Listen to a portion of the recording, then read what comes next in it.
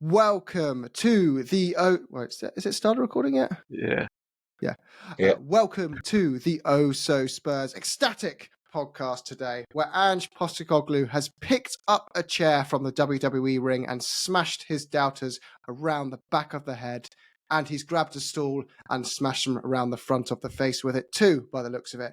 And to discuss his demolition of his doubters and a fantastic Tottenham victory, we have Stu over in very sunny Dubai. How are you, Stu? Very good. Sunnier as always after a derby win.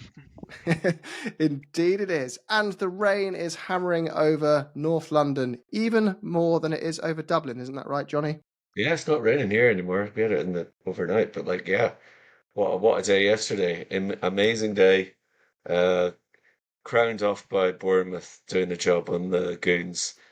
Even Inverness won yesterday, so like the stars were aligning. That doesn't happen very often these days. So yeah, perfect day for Tottenham. What a day. Tottenham win, a Newcastle loss, a West Ham loss, an Arsenal loss. Beautiful. What Inverness win. weekends are made of. Inverness win. Yeah, Milan Yes. won, PSV won. It was an Oh my amazing day. God. Well, guys, let's start with the obvious, shall we? The match itself. Johnny, you were sat in the East Stand watching it Yeah. up and close.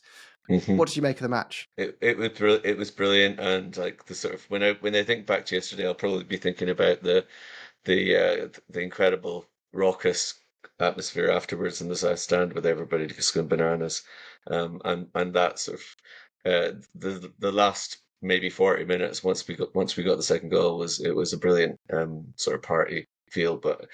At the beginning, I think we were all a bit nervous, weren't we? Because it's like the 11 days since or whatever it was, 13 days or something since the Brighton game.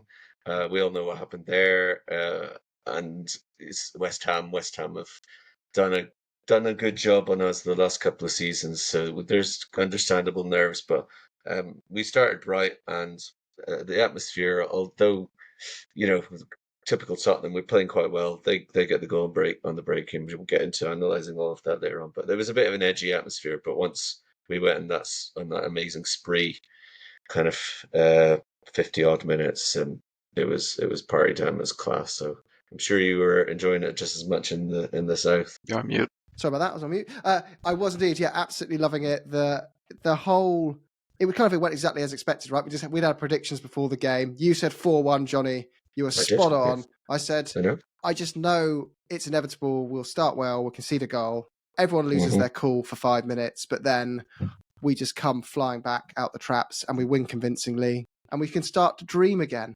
I guess should we discuss that? Actually, Stu, first, you saw only the first half in full, but what did you make of that first half? Yeah, I even said in the WhatsApp group at halftime that I was sure that if we continued playing that way, we were going to win and win comfortably. I just felt that once we got that equalizer, because I have to admit, once they scored and they sat back, I thought, what have we struggled all season with? It's breaking down that horrible, sit back and make us play a defense. But we were still creating chances. Destiny, who I'm sure we all know, made a hash of their first goal. He did a brilliant cross for Johnson that should have probably gone in. And I was thinking, okay, we still create a few more of these. We'll get them in. The Porro shot was amazing.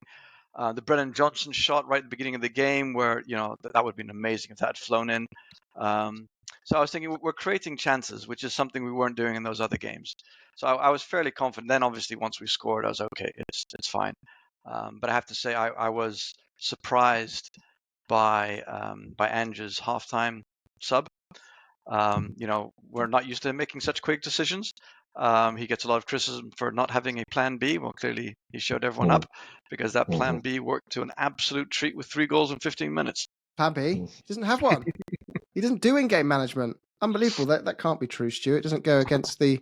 It's weird. I even heard the first bit of commentary on whoever the main broadcaster was when I got home and watched the highlights was Tottenham's typically leaky defence. It was something along that line. It's like, we've only conceded 1 more goal than Arsenal. We've got the 4th best defence in the league. And that is considering 2 of those teams above us haven't played this weekend. So they concede 1 or 2 goals each. We have the 2nd best defence in the entire league. People are saying Spurs are still leaky. We've conceded 1 corner in 40 8 corners.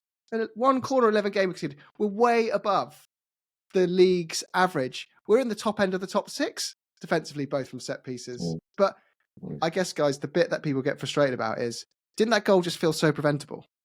Didn't it feel like it wasn't due to a high line? We weren't caught out. There was plenty of people behind the ball, but you just saw their 2 players standing there in space, and it just felt a bit too easy for them. Did you guys get that, or am I being a bit unfair with that? No, I mean, Johnny. there was an opportunity just before the goal, wasn't there? Like when Vicario made a really top save from a very similar position, and it just we do have this vulnerability on the flanks when there's almost always a man free at the back on either side, and I don't know if there's like are there players that maybe aren't coming back to help the defense? It's not just about like I think Paro had kind of 2 men to watch for the goal. And I think Soucek was free in the middle, and I think maybe he was Romero's man, but Paro got distracted, and Johnson probably he kind of came into Kudus. He was kind of closest to Kudus when he struck, and he was a bit slow to react. So it was, given that like the nature of that goal, like you said, it wasn't like that was quite a sustained move actually. Like it took place over 20 seconds, 30 seconds or something like that. So given that sort of reality, I think we've got to look at the team as a whole in their defence, which actually there was a lot of good work like on that front. For Solanke, who we'll probably get to talk about, and his contribution yesterday, I mean, he was unbelievable in the effort and the contribution he was making at both ends. But I think there were kind of areas that you'd think should be sorted on the training ground that were responsible for the opportunities that we sort of conceded yesterday. And we always get nervous whenever there's a transition on, and we're so kind of committed forward. But that's just how Tottenham play these days, I suppose. In those more defensive sort of phases, when the team the opposition have had the ball for longer, I think we should be doing better than we did yesterday. Yeah, I was going to say that, we spoke about it just before we came on, that, one of the reasons I think maybe Madison was taken off was I'd noticed in the lead up to the goal, him running back, and he kind of stopped running. And you're thinking, you're not putting the effort. As you said, Johnson should have put in the effort to track back and get on his man, and he got there too late. Destiny, he got turned far too easily because he kind of seemed to kind of nonchalantly kind of jog after him, and just thinking, you've always got to be putting that effort. And that's what I was surprised about, because in the presser before the game, it was clear that Ange had made that point very clear. But even with that, they should have been someone to stop that cross. I mean, it was, but yeah, we've seen all season. Yeah, it's weird. It feels like it's happening all the time when the stats say it isn't happening all the time. But like every team has its weaknesses, right? Like every team has a vulnerability, something they're not perfect at. Otherwise there would be a team that would go through a whole season without conceding a goal and winning every game 10-0. And that doesn't happen. Man City won the league on over 90 points, dropping points in 35% of their games last year. So it's natural to have some gaps. But yeah, it just I think what makes it hard to watch is it just feels, and I think it's a good problem, that it feels like that even that could be ironed out. That one small deficiency that would take us from having the 4th best defense, maybe we could get to the 1st or 2nd best defense. And then you're talking about title challenges, and then you're talking about the next level that we all crave as Tottenham fans. But going forward, guys, in that game, last season I couldn't see us scoring more than 2 a game. This season I go into every game thinking we're probably going to get at least 3 goals.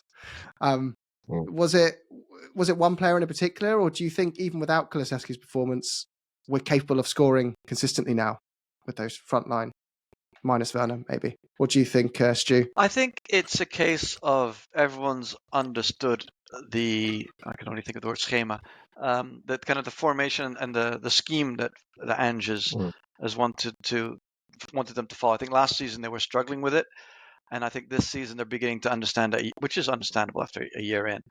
And things are clicking a little bit more. And I think also having Solanke there, in the middle. He's a proper striker, isn't he? He can hold up the ball. He gets involved. And I think that also makes a huge difference, being able to have someone there who can keep the ball. Because Richie, I think he's a good striker, but he's not that type of striker that can really hold the ball up. And I think that helps. And Brennan Johnson is, can't talk highly enough about him. He's so much better than he was last season. But obviously, I think the Kulusevski has been the revelation of this season. And the way Andrew's found a position for him, I think that just makes all the difference. And Johnny, who was your main person on that, your best player on that pitch aside from Kulu? Because I think we'll have a Kulu specific few minutes because he deserves it, right? He was the standout man of the match, but other players were really good in that front line, weren't they? And Sarr when he came on in midfield, but who stood out for you? I think for his overall contribution of work, really, it'd have to be Solanke. He was everywhere. He was playing, in some ways, if you were going to be critical of him, you sort of want him a bit more in the box where he's going to be finishing chances. Because there were sort of shades of Kane in terms of he's almost playing like DM sometimes. But like anytime his determination, his pressing is fantastic. His strength is really impressive. He loses the ball and he wins it back from a position he's got no right to. And just that sort of attitude that he just exudes has such it's sort of contagious. And obviously he's very, very physical as well. I mean, he wins the ball back and breaks up attacks early, with his pressing. And I like sort of movement. I mean, it's kind of not predictable. Like we're a lot more. I mean, I think we got a caveat to a degree, and I don't want to be like too negative on this. So, West Ham were pretty narrow, and they were also like our goals when they came. Three of them were like sort of transitional. So the space that we had obviously plays into our strengths in terms of the technical and the speed that we have. But yeah, I think that Solanke is fitted in really, really quickly in the sort of unit, with everybody working kind of like what maybe seems to the uninitiated as kind of a bit chaotic. Actually, there's the players seem to really understand their roles, and it wasn't Solanke, but whenever Kudus got his equaliser, there were like really clever runners off the ball that were drawing away defenders and making space for Kulusevski. They're talking about that in Match of the Day actually, afterwards, and it was so. I think just. I agree with you, Jim. Like, there's so much to admire about us going forward. There were some just beautiful. There were some little interplays within the box in the first half, and I thought we played some really lovely football in the first half. Just really sumptuous, tasty football, which didn't quite come with the end product. But yes, I mean, chalk and cheese to a lot of the play when we were up against low blocks last year. I got a question for you two, without cheating. What do you think our XG was? I was just about to look that up. I think it's like 1.4 or something. I just typed in F breath and I was like, what were there? Considering Sonny also hit the post, the Brennan Johnson chance, we put 4 in. Yeah. Okay, so you say 1.4, Johnny? I think it was about that because I remember I did look at it yesterday. Oh, you did look. I was going to guess. Sorry. I was going to guess 2.2 and then 0.6 or something like that. Okay, so roughly.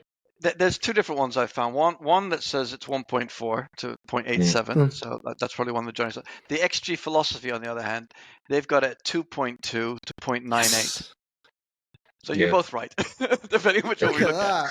Look at that. And what was theirs? What was West Ham's 0.98? 0.98. So they both agree on that 0.98 and 0.87, which kind of makes sense because they did have a couple of chances. Yeah. But considering we scored 4 and had so many other chances, I was really surprised to see our XG was so low.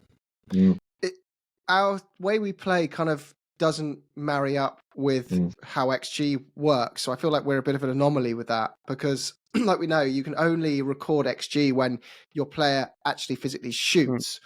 But our philosophy is getting yourself in and around their box and playing in and around those really dangerous zones, but we don't shoot unless we feel it's almost like the perfect chance. So I guess what I'm trying to say is if Ange wanted to, he could build the team to have an XG every game of 5, but we'd probably not score as many, and if that makes sense, because he'd be taking more pot shots from like the edge of the zone where we always hang about. I agree with you, because normally we have an incredible amount of touches in the box, and as we've said before, if you cross it, but the bloke, skies it or completely whiffs it, it doesn't count because it's not a shot, it doesn't connect. Mm-hmm. But yesterday we had 22 shots, 7 on target. We had the 4 goals, obviously. We had the Sonny hit the post.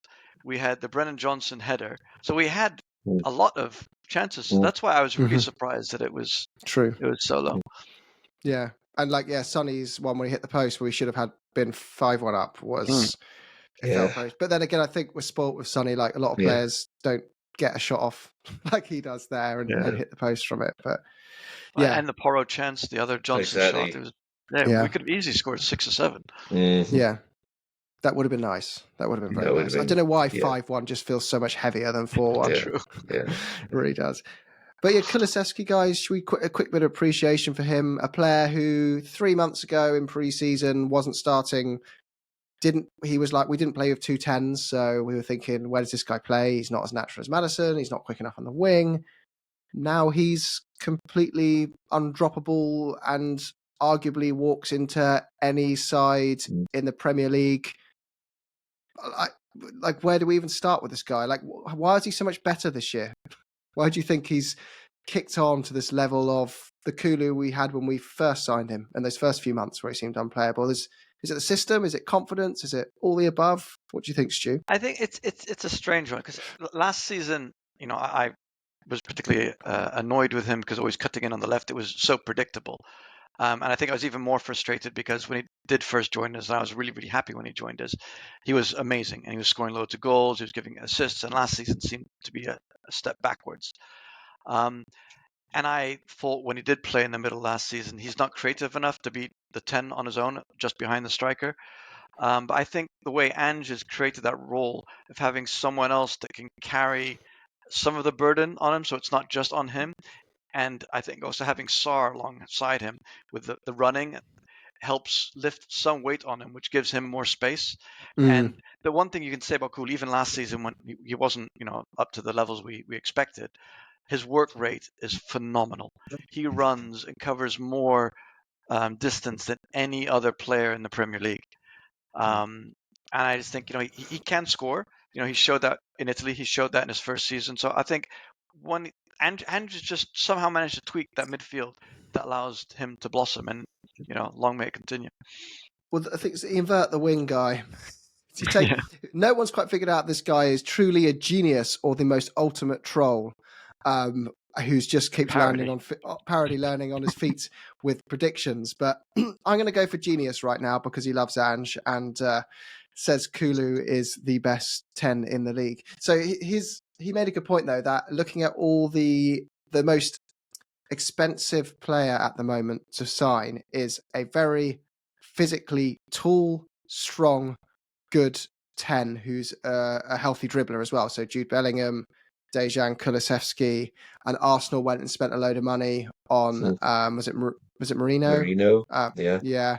So this is the new profile of player that everyone's after. That's the popular thing in vogue. And Kulu is completely that guy in a nutshell. Unfortunately, we'd already signed him ahead of this fashion curve, so he just kind of fits the perfect model people want. But what it means is on the reverse side, the small, tricky, technical, lightweight 10s, the Christian Eriksen's, the James Maddison's, are falling slightly more out of favour. And that might see us, based on that substitution at half time. Do you think that's going to see us start with 110, but that being Kulusevski, Maddison on the bench, and starting with a 3-man midfield with someone like Sarr in there? What do you guys think? He's going to persist with Kulu and Maddison? What do you think he's going to start rotating them and just building it around Kulusevski as the primary 10? I don't know. The way that they work together, as Stu was saying, and when making his points there, I mean, it is, and I think you alluded to it as well, Jim, the fact that they give each other the freedom and and open up the space and take the burden of responsibility or lighten the burden of responsibility. I think we know what Maddison can do if he's playing at his best. I guess it probably also depends on the context of the game and the opposition. What situation you find yourself in. And watching some analysis of what happened yesterday, and particularly with relation to the Sarr substitution, looking at what the various theories go in terms of the space that is enabled by the switching to 4-2-3-1 kind of setup.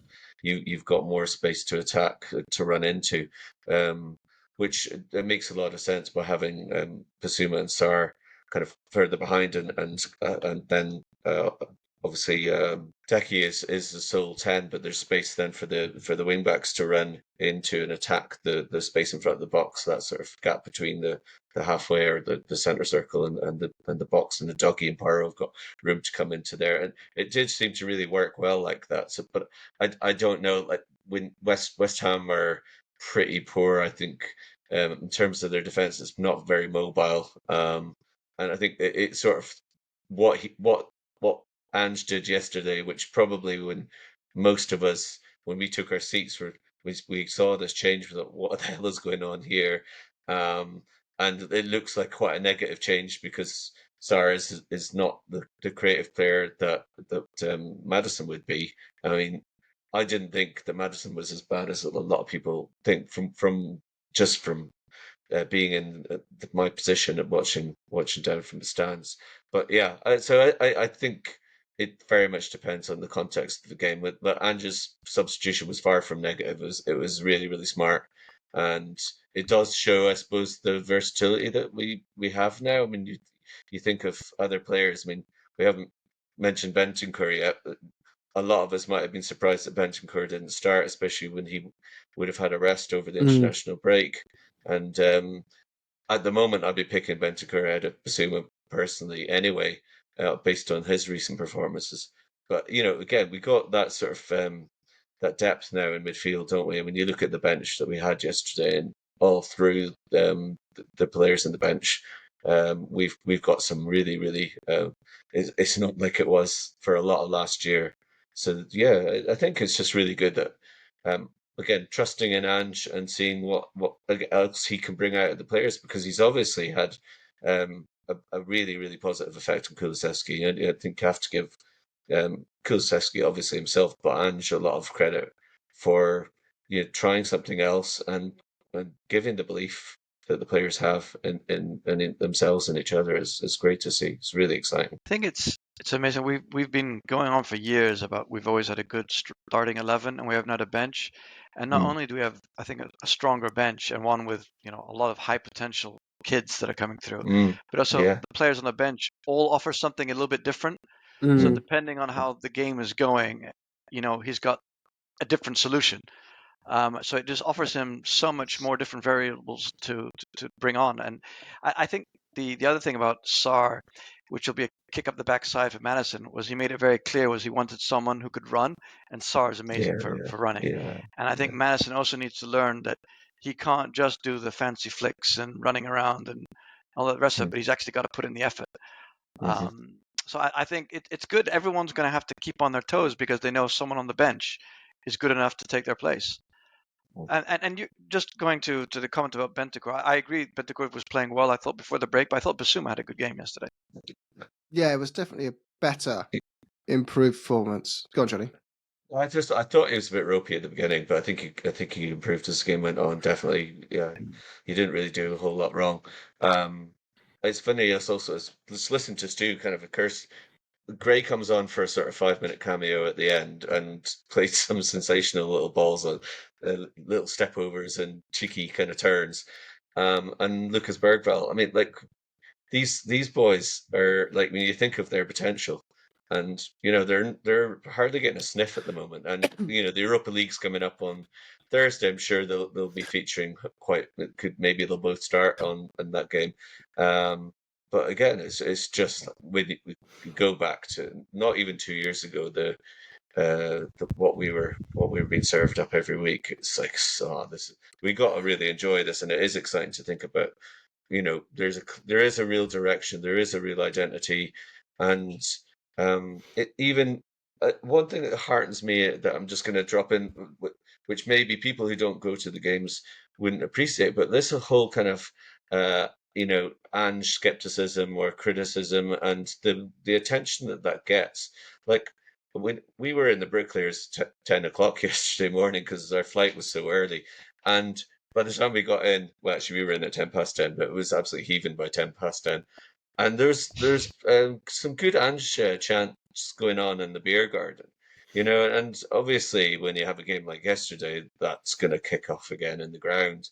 And I think that the vast majority of fans are totally into this project. And there's going to be some bumps along the way, but like we've been told would happen, like it's kind of so far more or less evolving as it said. And maybe the narrative is a little bit twisted in terms of some of the way it's kind of manifested, but like we're still hopefully in the very early phases of this tenure, and you can see with the talent that we've coming through. We Vuskovic just drop his name into there as well. There is so much to be excited about, and it's going to be really, really interesting to see how things. If we can just get the consistency going, get a few big results, and maybe some people will be taking Spurs a little bit more seriously, give them the respect I think that we should have, because it's if you're a neutral, I would imagine watching Tottenham would have to be pretty high on your list.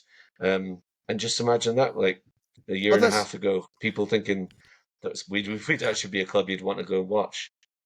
Absolutely, and that is the general perception of other fans. You always see it on social media is, oh, Tottenham are a joy to watch. I wish we played like Tottenham. And it doesn't feel like it's that what it used to be, which is rub them on the head. Let's keep encouraging them to play this way because they'll never win anything playing this way. And we can still, so they kind of try to keep us in that box. Now it feels like there's one section of opposition fans who are like bashing it in the desperation to find flaws in it because they're concerned it's working. And the other side, who generally aren't rivals, like the HLTCO guy on Twitter, like big people like that are very neutral, are like, I love watching Spurs. They're not, we know they're above us. They're going to finish above us anyway. I'm on the train. I'm with them. And like you said, Johnny, in the South Stand where I sit, it felt like even when we went a goal behind, despite what you hear other noise, everyone was like straight into Ange Postecoglou, and people are going, we've got to give him time. We've got to give him time. That's the nice that it feels like there's unity building. Sure, there's the 1% who are saying this guy's useless and doesn't know what he's doing. But it does feel like we've got a unity behind this. And the squad depth, like you said, looking at the bench, I was like, the only area we could do with an extra body or two is someone to bring off for another winger that isn't Werner, but Odeber's back hopefully next week. So we've got that person coming in. And we've also got Burival coming back. So suddenly that bench looks... and even having Richie back, like for the Europa League, he's a good player. He's not top 4 quality. I think it annoys people, but he's still a top 8 player in the top half table Premier League player. He's perfect for the Europa League. Maybe not against Roma away, but against someone. Go on, sorry, Stu. I was going to say, think last season on the bench we had Emerson Royal, Skip, Højbjerg, Gilles. I mean, how far have we come in such a short time? Yeah, because our bench is what now? It's Burival, Odeber, Werner, Dragusin, Davies, Archie Gray, Spence. Oh, Spence wasn't fit either. Bentancur. There's a lot of game-changing players on that. You could argue we just need a better option than Davies. He's fine for now. Not bashing Davies. He's got his uses, and a more natural left wing back. And you kind of then like, well, the average age of these guys is so low, you've got to keep playing them. Yes. And just let the ceiling rise 100%. With them. So very exciting. And guys, our next fixtures, they're looking all right. AZ Alkmaar, if only we had a guy on the pod who follows Dutch football who could help us preview that this week. Then we've got Palace away, who are on a bit of a slide at the moment. And then we've got City at home in the Cup. Like, okay, at least it's at home, but it's a cup game.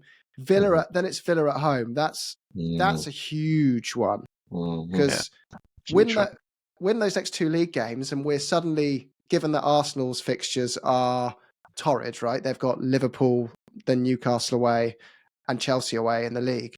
We could find ourselves with Saliba. And no Saliba that's right. So we could be within a point of Arsenal. if we win that game, so that Villa game is going to just feel massive. It's going to feel absolutely huge. But suddenly you win those 2 games and everyone's going, oh God, I'm getting what's the word called when you're scared of heights? At the top Vertigo. we're getting vertigo. Oh my God, the could we stuff's going to start again. I think the Villa game is even more important because we need to burst their bubble. Yeah, we do, and thankfully they're in Europe as well. Yeah. So I think it'll be a fair matchup. And both teams are mostly fit with their squads, so very exciting. Anything else you guys want to add before we wrap up this one? I don't really want to like cause a whole new discussion, but just your thought on the Mikey Moore Werner thing, because and I don't want to, because we've been all really positive for the last 5 minutes. Maybe you can edit this bit out if you want to. No, but it all stays raw footage, Johnny. I feel like just there's so the vibes I'm getting with Werner is almost kind of like there was a patch when Royale couldn't do anything right and he didn't have a bloody clue where the ball was or what to do with his feet. And Andrew's put in him on yesterday with half an hour to go, and I assume he's just thinking, okay, right, so there's no pressure on you now because we've basically won the game. Just go out there and do whatever you can do. But like it just like from the first touch to the next touch, and it's like in his head he's like, oh, here we go again. And there was the one when he just knocked the ball out of play. It was literally right underneath where we sit. And me and my mate Greg were just looking at each other. And it was beyond sort of satire, and I just feel that man's now in a worse place than he was before he came on, and we've got Mikey Moore who can basically do no wrong on the bench, and he is the future of the club, and he's it's like no fear, 17-year-old, give him some experience in the London derby. And I think Ange deserves huge plaudits. Who am I to? I totally believe. I totally defer to Ange. Obviously, I'm just a bloody teacher who loves the team. But I just thought that was a bit of a strange one. I think I get where he's coming from, but it would have been really nice to see Mikey Moore coming on for half an hour and bagging an assist or bag a goal or whatever. That would have been like class. I think that the logic is that Werner's with us all season. He doesn't have a clause where we can send him back, and we're going to need him in Europe and the rest. So I think he's just trying to build up his confidence, and he doesn't have to do that with Mikey Moore because Mikey Moore is flying. He scored yet another wonder goal against the Dutch for the under-19s. So I think that's the reasoning behind it. He thought, we're 4-1 up. There's no pressure. Go and do something. You're going to be playing on Thursday. We need you to in a good place. And I also think, Ange is kind of stubborn, and I'm thinking, he's the one who really wanted him. So he's going to stick by the man he wanted. Fortunately, he's a rental and the lease is up in 6 months. Yes, so yes. Let's just rag that car on the red line while we got it. That's probably Ange's view. Fair and enough. then preserve the protege coming through. Right, boys. Fantastic win. We'll be back to preview AZ Alkmaar sometime this week. So make sure you subscribe to that because we may even be doing a live show for our wonderful members who have signed up. So yeah, looking forward to doing that with you all, and up the Spurs. Go on, you Spurs.